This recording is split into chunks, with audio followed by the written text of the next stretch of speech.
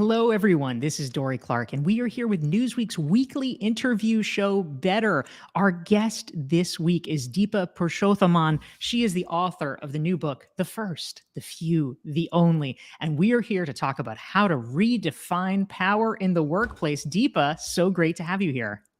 I'm so excited to be here and to be in conversation with you of all people, Dorie. Thank you. Well, congratulations. And of course, we'd like to say hello to all the great people who are tuning in live and joining us. So if you are here, please feel free to type into the chat box and let us know who you are and where you're dialing in from. And we will, of course, be taking your questions for Deepa as well. So Deepa, let's go ahead and dive right in. So the premise of your book, the title, The First, The Few, The Only, we're talking about women of color in corporate America. We all know that the numbers are not where any of us want them to be right now. But obviously, this has become a topic that, especially over the past couple of years, since the George Floyd protests and things like that, has been very much more on the radar of corporate America. From the time that you first started conceptualizing this book to now it being out, can you talk a little bit about what you see as having changed or not changed in the past couple of years? Absolutely. I think a lot has changed, Dorie. And I do want to say one other thing, just because I think it's helpful to set context. I wrote the book for women of color, but I also didn't envision COVID necessarily in the way that it's gone on. What did you miss, Deepa? You didn't predict it? But so I think it's important to say, because I think what I'm realizing, and so many people are picking up the book outside of, women of color and saying it also speaks to me, right? So I think it speaks to a lot of women. I think it speaks to even white men who are also struggling with the place that work takes in our life, and how maybe, given the last few years, the fact that we don't all want to just live to work anymore. So I just want to kind of say that outright, that I think some of the themes actually do apply to everybody. And I'm realizing that as I'm doing my book tour in a very different way. But you're right, like the vernacular around race, how we talk about women of color, the term women of color, all of that has evolved significantly in the last few years. And when I first envisioned the book, I think I was struggling with some of that language. And as I started writing more and more, I got more comfortable that, yes, it would be a little bit forward thinking, but I also think we're going to continue to evolve in these spaces. And we just, if I didn't get it perfect this time, we'll get it perfect next time, right? Or as close as we can. And so it has been a process. I think when I first started thinking about the book and writing about the book, we didn't really have space to talk about the fact that racism happens in workplaces, right? That was such a new concept. And it was something that I think people were really uncomfortable talking about. It was just starting to break open when, when I sold the book and all of this happened. And so it has been a process to really evolve where I thought the book would go and where it's landed and how it's speaking to people. That's fantastic. Thank you very much. We're here with Deepa Purushothaman. She's the author of the new book, The First, The Few, The Only. And if you want to learn more about Deepa and her work, you can go to her website. It's deepapuru.com. So Deepa, a question that comes to mind, which I know is sort of an interesting and complex one, is that on one hand, you're talking about the experience of women of color in general, but also I know that, one of the conversational flashpoints that happens sometimes is that the experience of African-American women, Hispanic women is sometimes different than Asian or South Asian women. So I know that as part of your research process for this book, you literally had conversations and gatherings, salons with hundreds of women of color. So what have you learned about the commonalities of the experience and the differences of the experience, and how to sort of, navigate those things? Yeah, I mean, I think that's part of what I'm saying. When I struggled with the term women of color, it was really hard for me early on to even feel like I had permission to write this book. I mean, Dorie, I reached out to you early on as I was thinking of writing a book, just as, you advise so many people on just get started. And it was one of the things I really struggled with, right? Did I even have permission as an Indian woman to write a book on women of color? I do think where possible, I have tried to define and separate out where separate groups have different experiences. So where the experience of Black women in corporate spaces is different, I have tried to highlight that it is different, for example, in the pay space, right? Or in some of the stereotypes around angry Black women. Like there are places in the book where I do call that out. But what I found is that there were more commonalities than I expected. So to answer your question, how the book started was I really struggled with whether or not I wanted to stay or go in my own corporate role. So I spent 20 years in one company, had a really, magical career, moved really fast. And then towards the last 3 years of my career, I knew I wanted to leave. I was starting to get sick. I had growing questions around purpose, but I found it really hard to leave. I was a first, right? I was a first sitting in a seat. And so I felt like all eyes were on me. I felt responsible to the women of color coming up after me and around me, that if I left, or if I, said, I don't want to do this anymore, would it be signaling failure, not only my own failure, but failure for other people? In an attempt to figure out like how I stay or go, and where does one go after 20 years in one company, which is very unusual these days, I started gathering women of color. It started one-on-one. Eventually, it turned into two-person, three-person. And then I did a dozen dinners with my now business partner across the country. We had 20 or 30 women of color each. And that's really what started the book and even the company that I started, because we would get in those rooms, I thought, for 1 or 2 hours, 6, 7, 8 hours later, Dorie, we were still in the rooms talking, because our experience was so shared, and the loneliness was shared, right? And the challenges we faced, the microaggressions, the racism, the having to prove yourself over and over again. So that's where I started to see a lot of the patterns. I also saw some differences. So the big difference to me that I've seen is there are some Black women who have been taught about race early and taught systems are not fair in a very different way than I think a lot of the rest of us are. So in my family, for example, we didn't talk about race at all. And I found that to be common for a lot of the Latina and a lot of the Asian women that I met. So there wasn't that discussion. There was this idea, just work harder, be grateful, it'll be okay. And you get into these systems, and when they don't show up in the same way, right? Or we experience something that feels different, that being grateful and working harder doesn't really do us a service, right? It actually does us a disservice. And so that's where I've seen some of the differences. And I do try and call out in the book where it's different, but I would tell you, Dory, the stories are very similar across the board. That's fascinating. Thank you. We're here with Deepa Purushothaman. She's the author of The First, The Few, The Only. And if you're enjoying this conversation, hit the like and share button so your colleagues can benefit from it on the social channels that you're using. We want to say hi to some of the great folks who are tuning in live to join us. Tom is here from Northwestern University Kellogg. Madeline from Minneapolis. Gail is here in North Carolina. Sophia from London. Anna Maria is saying hi from Alberta, Canada. Sushma is here from India. We've got a LinkedIn user from Hong Kong. Joy is here from Calgary. Nathaniel from Austin. Vani is here from the south of France. Moses from Ghana. Ashish from India. Shahid from Pakistan. Adnan from Turkey. Mubina from Pakistan. You guys can all form a better subgroup. I love this. We're so glad to have you here and more. And we're here to take your questions for Deepa Purushothaman about how to redefine power at work, and also the experience about questions around women of color at work, and how we can all be more thoughtful about this. Now, Deepa, a question that I have, I know you used to lead the Deloitte let's see if I get this right. There's a lot of words in it, but the Yes. Leadership Center for Inclusion out of Deloitte. And some of the great research that was done was around the topic of covering.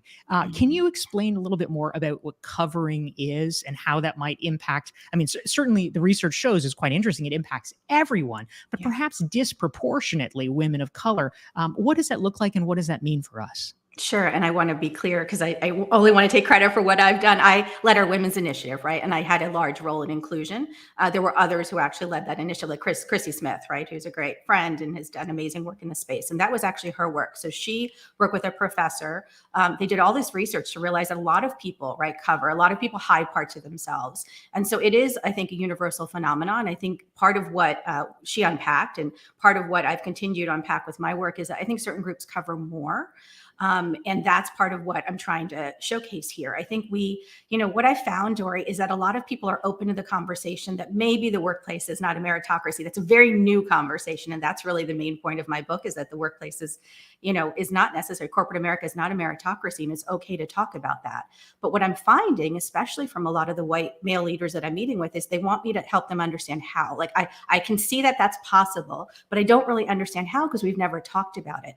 And what I found for women of color is that the covering is a lot more profound. So the covering shows up in code switching. It shows up in the language in which we speak. It shows up in the things we share at work. So what's code switching, Deepa, for people who don't know what that is? Code switching is kind of fitting into the atmosphere you're in. So changing how you talk, what you talk about, what you focus on, as a result of that's kind of the norm in the space you're in. So in a professional setting, it'd probably be switching to more of a white male normative, language, behavior, characteristics, because that's kind of what's expected of you. And so that is like really hard. And I tell a story in the book where think about like working in when you're traveling, right? Think of working overseas and speaking in a different language, like doing business all day in a different language. Those days when I worked a lot in Latin America, those days were really trying for me. It was really hard. I get to the end of the day and I was exhausted. A lot of women of color that I speak with say that that's how they feel every day, because there is a level of translation, a level of kind of switching out what they talk about, what they focus on. There's also a lot of other things that show up differently, for us in the covering space. So we don't often talk about the fact that, we have a different experience at home. So a lot of the women I interviewed, especially from immigrant households or households where there's more traditional patriarchy at home, right? We're expected to do things like make all the meals and take care of the kids, and outsourcing those activities was not acceptable in their house. There was an expectation they were going to do it. I even highlight Indra Nui, who tells a story about how her mother, after she was named CEO, right? Her mother actually said to her, like, that's great, now go get the milk, right? Like there is a real, I think, dichotomy for some of these women about what the expectations are at home. And so that's another example of how we cover those things, right? We don't necessarily talk about those things. And I think part of what I'm trying to highlight is we think of professional, we think of leadership, unfortunately, in a very rigid sort of way. And I think we're in a moment where I want to break that open for us. And I want women of color to see themselves as leaders. I think, Dorie, it's really hard. Like I never saw myself on television. I didn't have a lot of role models. We're just starting to have more of them in the last couple of years. And when you don't see yourself, right, I think you end up like making up for yourself. You don't belong or that you don't fit in. And as a result, you hide parts of yourself, you cover parts of yourself. There's a lot of shame involved. And so that's really, I think, what we're talking about with women of color. Thank you so much, Deepa. We want to say hi to some of the great folks tuning in. Lindsay's joining us from the Northeast of the United States. Gabriel's here from Mexico. Tom is chiming in here. Tom has added your book, Deepa, to the Leadership Coaching Toolkit. So that is pretty exciting. Way to go, Thank Tom. you. Love that. Cheryl's here from Minneapolis, St. Paul. Robbie from Menlo Park. We've got Matthew from Bogota. Satya from Chicago. Subu from Pittsburgh. We've got Rose Jean from Milburn, and India from Orange County, California. We're so glad to have all of you here. And a question came in for you, Deepa, from Sure. Annette. Annette's in Southern California. She is curious. She says, you had this job for 20 years. The last few years you were questioning your purpose. What provoked you to make the leap? Was it actually the result of having these dinners and talking with other women of color? Or, what was it that finally convinced you to make a change and to go out on your own and to write this book? Yeah, I love that question, because I think, Dorie, that's what I was trying to say with the first question. Like that's what's coming up as people are reading it, right? I think we're all in this debate over the space that work takes up in our life and the Great Resignation, and a lot of people are questioning. So I left my role in the first few months of COVID, so before everyone was doing it, and there were a lot of people that told me I needed to have stability. Like, what was I doing, leaving this really stable job where I'd been for decades, right at the height of like the uncertainty? And it's really interesting because I got a lot of feedback that said you should always be going to something. You should never leave when you don't have the next thing set. And Dorie, I mean, you know this, I didn't have the next thing set. I kind of just took a little bit of a leap, and I just trusted that the universe would have me, right? That it was time to go. And so for me, it was really a health discussion. It was really that I just felt like it was time. And so I tell a story in the book where I had met my 14th doctor. I had, Dorie, for me, I had growing symptoms. So for 3 years, I'd been getting sick. I'd been questioning things around purpose. The symptoms were mounting. I had started to get really, really ill. And I met this doctor. She's someone I met when I traveled. So I remember very clearly, she was looking at my suitcase in the corner of the room and had already made judgment. Like, why is this woman bringing her suitcase to her doctor's appointment? This is my third appointment with her. And she looks at me and she says, we can keep doing tests, or I can tell you what I think you already know. Your job is killing you. And then she asked me these 3 really profound questions, life-changing questions. She said, what would you do if you didn't do this job? Do you have to have a big job like this to feel productive or feel worthy? And can you just see that you're worthy being you? And Dorie, I felt seen through, right? My entire identity had been work up till that point, and I felt like she saw through me. And so for me, I think it was realizing that my health had to be part of the success question. And I think that's really what's new for me. I don't think now I can define success without health. And I think a few years ago, those were 2 different things. Like there's a lot you're taught in these corporate spaces about sacrificing your body, sacrificing your family time, sacrificing, right, to get ahead. That's like the mentality. And that wasn't working for me anymore. So for me, it was really the health crisis. And then, yes, meeting the women and realizing there's something happening to all of us. And I want to go figure that out for myself, but figure it out for my sisters too. That's really what changed. That's great. Thank you for sharing that, Deepa. And your comments are definitely resonating. I see Gina's chiming in here. She says, I am definitely one of those people who was taught as an immigrant Black woman, work hard, but keep your head down. And she says, I had to learn how to counter that. Thank you for that, Gina. And we have Nankonda who's writing in. She says, code switching resonates so much. I think I even do it in my dreams. Yes. So I think you're making a lot of sense here. Thank you for sharing that. We want to welcome some of our great friends who are tuning in as well. We have Janet joining us. We have Isra from Somaliland, Zulima from Monterrey, Mexico. We have Tamina from Dhaka, Bangladesh, Bruce from Gettysburg, Pennsylvania, Kuzehan from Bethesda, Inji from Toronto, Angela's here, Marua from Morocco, and many more. We're really glad to have all of you here. And a question that I have, Deepa, and actually this is one that. Oh my goodness, that was a loud cat noise. But so I think Philip the cat has a question. Yes. Yes, but we will let Tom ask it. So Tom wants to know, what are your top actions? It could be one, it could be top three, that we can all take to deliver outcomes and true change. I think this is especially true if you are someone who considers yourself an ally. Let's say you are not yourself a woman of color. What can you do to be helpful in this process? Yeah. So I'm going to give you one specific example because I feel like, Dorie, that's actually the question that I'm getting asked the most. Like, what can I do to help? Right. And I think what's interesting is that we just don't talk about race enough. We don't talk about racism at work. We don't talk about how to deal with these situations. And so in the book, I talk about if you are facing a microaggression or if you're facing a racist incident, here are three things you can do. And for women of color, I say practice, for example, these three sayings or any three sayings that work for you so that you know what to do when someone says something inappropriate or something that offends you.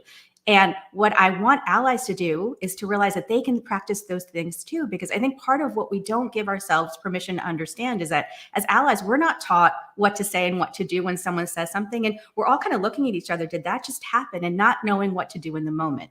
So I ask women of color to have something practice when someone says something, because it's absolutely going to happen. But what I'm asking allies to do is the same thing. So if you see something, have something ready that says what you just said or what you just did doesn't feel appropriate. Can we stop the meeting and talk about what was just said? Is everyone okay? I'm not comfortable with what was just said. Whatever that is for you, but practice three things so you know what to do in the moment. Because so many of us are caught flat-footed, not because we don't want to help, but because we're kind of like shocked. Was that just really just said? What do you do? And we also are afraid of being rude or mean or, like making it worse. And we just need to get comfortable. Like if someone says something, it's okay to say, like, can you help us unpack what was just done? Yeah, that's great. Thank you very much, Deepa. And I want to ask a follow-up on that as well, because I think oftentimes what trips a lot of people up is, there's certain things that I think probably just about everybody can agree would be, hardcore, inappropriate, etc. It's rare that would overtly be said in the workplace. Not impossible, but rare. Yes. What is far more common is what I would kind of call the gray area situations where it might be debatable whether it's racist or sexist. Yeah. How do you respond and also not necessarily shame the person if they are not, presumably they're not intending to do something hurtful? What would be the way that somebody could approach that when it's not super clear that it is out of bounds? And I would say, Dorie, one thing that surprised me is how many stories women of color had of things that were out of bounds. I just want to say that. So I think I am myself shocked when it happens, and it happened to me. I was always in a new client, and there was frequently something that was said that was pretty clearly offensive. So I just want to say that outright for the women who have experienced that. But I think you're right. There's a lot of gray area. I kind of do the spectrum sort of language where I say, like, there's microaggressions that might not, really land in the same way, but then there's racism. And I think there is spectrum, because some people will feel certain things that are said are actually racist, and you may not even understand that, right, or see that. I think it's okay to approach it with this sort of thinking of, you don't always have to hit everybody over the head with a hammer, right? Like that's probably not the right approach in every sort of moment. So taking someone aside. So I have this rule, and it's a newer rule. It's not something I knew 10 or 20 years ago.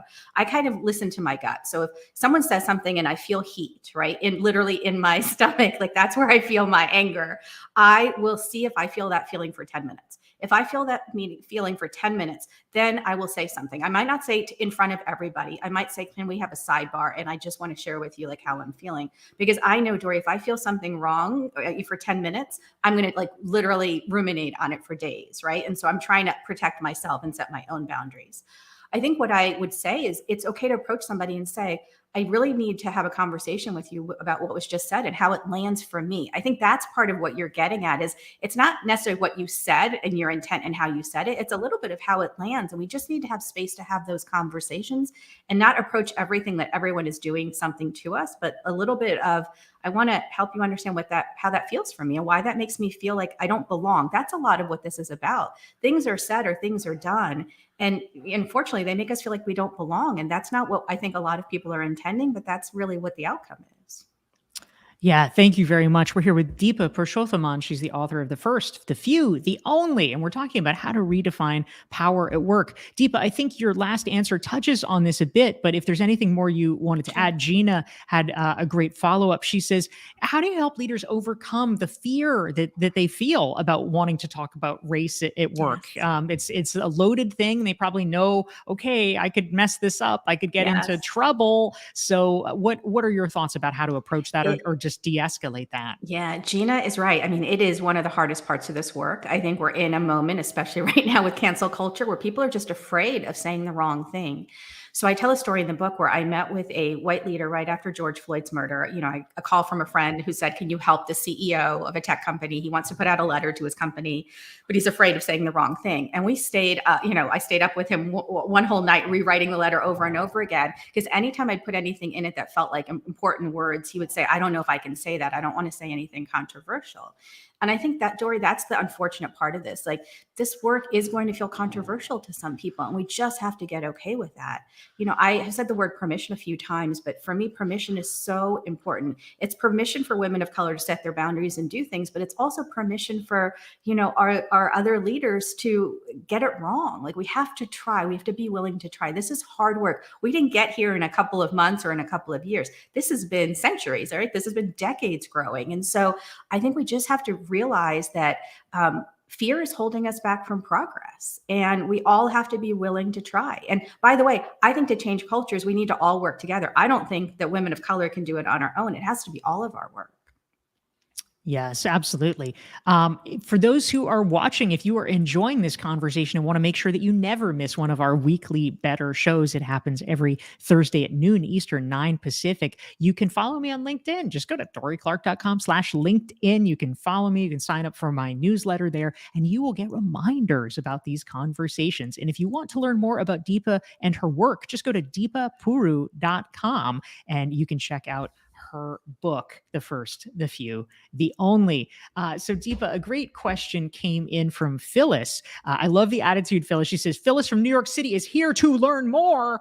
And she says, do you think that there's covering and code switching on the basis of age or generation as well? What are your thoughts about that, Deepa? Yes, Phyllis. So an article just came out yesterday. PBS did an article with me around this conversation, because as I'm having more and more discussions, a lot of women are sharing with me ageism is a real and growing topic, especially over Zoom. For whatever reason, it almost feels exasperated.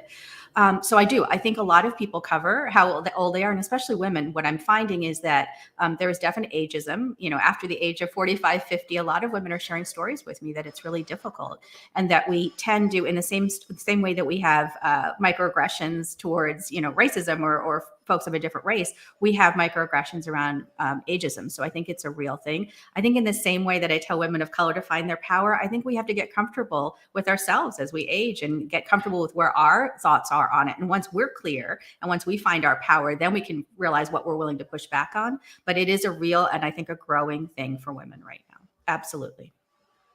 Thank you, Deepa. We want to say hi to some of the great folks tuning in. Khaled is here from Belgium. We have Pooja in the house. We have Anna from New Hampshire. We have Shahid.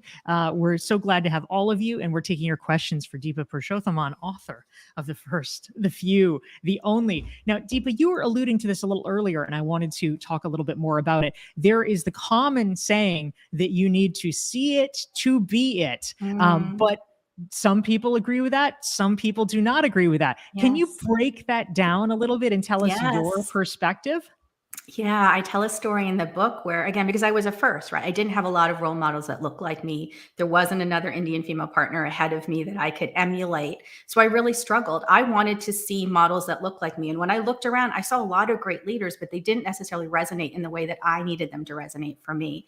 And so I started pulling leadership styles from a number of different leaders I saw and kind of created my own. And I had a mantra. I literally had this email that I kept in draft because I traveled all the time. So I didn't carry paper. And it literally said, you don't have to see it to be it. And I think that was so important for me prior to making partner and even as an early partner to kind of say that, to remind myself that I could be my own kind of leader. Because Dorie, I think most of us, there is that saying, right, that you have to see it in order to be it. But when you don't, like when we don't see it, what do? Does that mean we just accept that we don't, we can't be it? Like you have to find a way to become it. And that's, I think, a form of power, is realizing for yourself, what messages do you want to inherit from other people, and what messages do you want to write for yourself? And so that was something I very consciously did, and really helped me, I think, get to the places that I got, because I didn't see it and I had to find a different way to do it. Yeah, that's really powerful. Thank you for sharing that, Deepa. A great question came in from a LinkedIn user who is curious if you're someone who has experienced some kind of incident, a microaggression, et cetera, you're feeling exposed, you're Mhm. feeling vulnerable, you're feeling hurt. How do you manage to have those difficult conversations after somebody has offended you when you're still feeling so raw? Is there a way that you can get better at doing that so that it's not compounding the injury? Yeah, I think it's really important that you take care of yourself first. That's the most important thing. So if speaking up in the moment is not going to help you, if that's going to cause you more trauma, please don't do it, right? Like it has to be about you. What I find though, and the research shows, that we tend to hold on to negative comments 4 times as long than positive comments, right? So that is just what human beings do. And so part of what I have found is if we don't actually do something or don't say something, we end up for weeks thinking about it. And I tell stories in the book where some of the women I interviewed like hold on to things for months, right? I mean, I held on to something. I tell a story in the book about a friend, calling me a token basically. And I held that for years, right? It's not until we talk about it that we feel better. So if you're not comfortable, confronting the microaggressor, one of the biggest learnings in the book is I want you to find the power of me, and I want you to find the power of we, right? So the power of me is kind of figuring out for yourself, what are your own messages? What do you believe? Not what your parents have told you, not what society has told you, not what others have told you.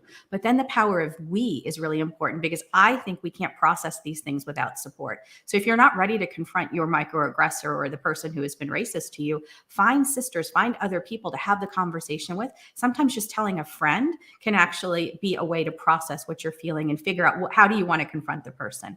I just think it's really important to not do this work by yourself, because it is really hard. Yeah, that's terrific. We probably have time for one more question. We've Okay. been here with Deepa Purushothaman, author of the new book, The First, the Few, the Only. If you want to learn more, go to deepapuru.com. And if you want to make sure you never miss one of our special weekly Newsweek interview shows, go to dorieclark.com. You can sign up for the newsletter there, get a self-assessment, and you can make sure that you are always tuning in to the great conversations that we're talking about. So, Deepa, a great question came in from Nankanda. She's wondering, as we're having these important conversations, how do we frame it for young women of color, perhaps people who are new in the workforce, just entering the workforce? How do we talk about this in productive ways that doesn't scare them, that doesn't make them Yes. think, oh no, this is going to be a Yeah. terrible, toxic place for me? How do we strike that balance? Yeah, I think that the bottom line is I think folks who are less tenured, that's what I call them, are smarter than we were, to be honest with you. I think they're well aware. So I interviewed people at all stages of their career, including women who were just entering, the workplace. And most of them believed this would happen. Most of them, I think, see inclusion and diversity in very different ways than you and I do, Dory. Like their language around it is just fundamentally different. They don't see the categories that I think we grew up with. It's a lot more fluid. It's a lot more conversational for them. But what I would say is the difference that I found is they're not willing to put up with it, right? So they went into a lot of workplaces believing I'm going to be there for a year or two. I'm not going to be there for 20 years. So if I see something or if I experience something, I'm just going to move on and create my own company. I'm just getting experiences so I can go create my own.